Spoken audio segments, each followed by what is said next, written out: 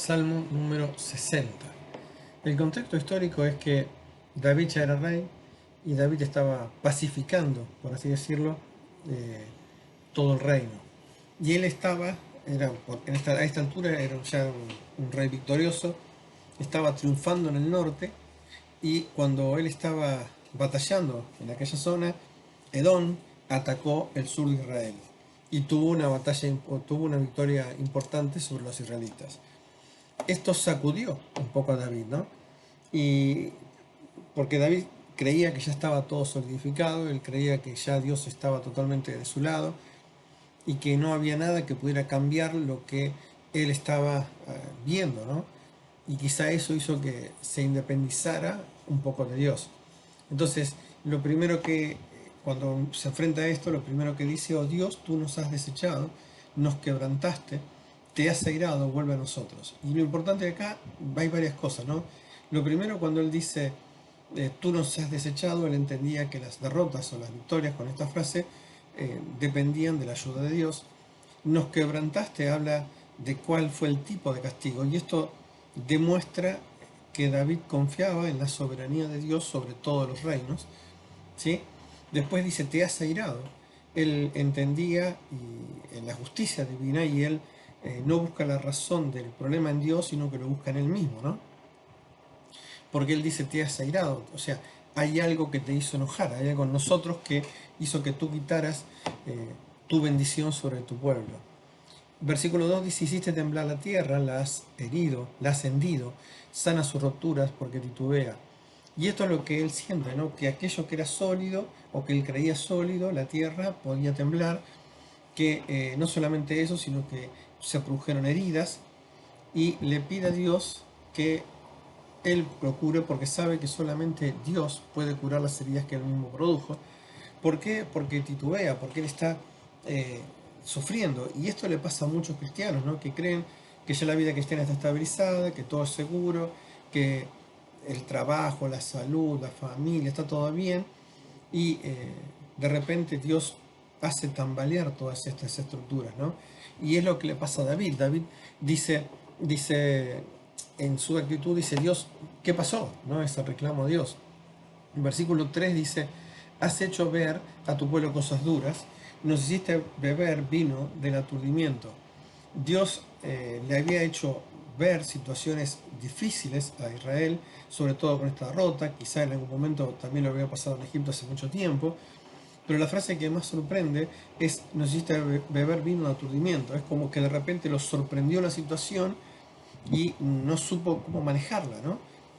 Versículo 4 dice, has dado a los que te temen bandera que alcen por causa de la verdad. Y acá David lo que está diciendo es, está mirando a Dios, y dice que aquellos que confían en él, Dios le dio una bandera que alcen, y esto muchas veces la bandera se usaba como convocatoria para que se reunieran, y por causa de la verdad está diciendo de que Dios tiene una verdad que contar, hay una verdad en la cual confiar, de la cual todos los que le temen deben reunirse debajo de esa confianza o de esa fidelidad de Dios a su palabra. Fíjense en que dice el versículo 6, dice 5, dice, para que se libren tus amados, para que los que confían en Dios, los que le temen a Dios antes, los que son amados de Dios, a pesar de las circunstancias, sean cuales sean, que lo aturdan, ellos sigan confiando. Y observen que le dice a Dios, con tu diestra, salva con tu diestra y óyeme. Le pide a Dios que Dios actúe en base a sus promesas. ¿Cuál era la promesa? La que está en el versículo 6. Dios ha dicho en su santuario, un lugar donde nadie puede acceder, donde es el trono de Dios, yo me alegraré, repartiré a Siquén y mediré el valle de Sucot. ¿Qué es lo que está diciendo? Que Dios había prometido, y que Dios dice que el triunfo va a ser de él, la alegría, obviamente, y que las batallas no se producen por ejércitos que tratan de conquistar territorios, sino es que Dios es el que decide. Observen las palabras, repartiré, mediré.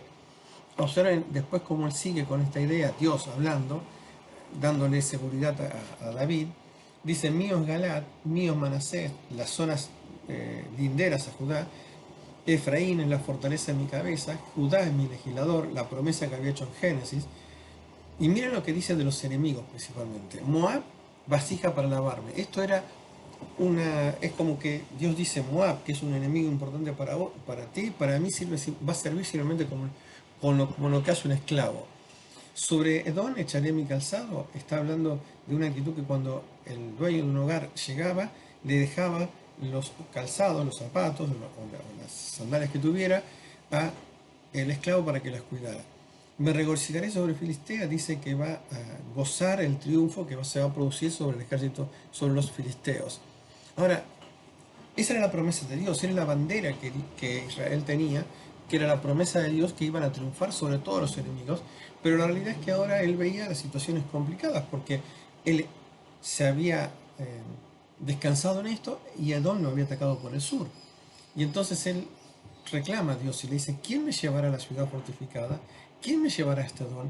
Observen que él no le pide a Dios, quiero reconquistar o quiero vencer a Edom que me atacó. Él dice, yo quiero ir hasta Edom, quiero ir al fondo, quiero ir a aquel que es enemigo, quiero sacarlo directamente de mi vida.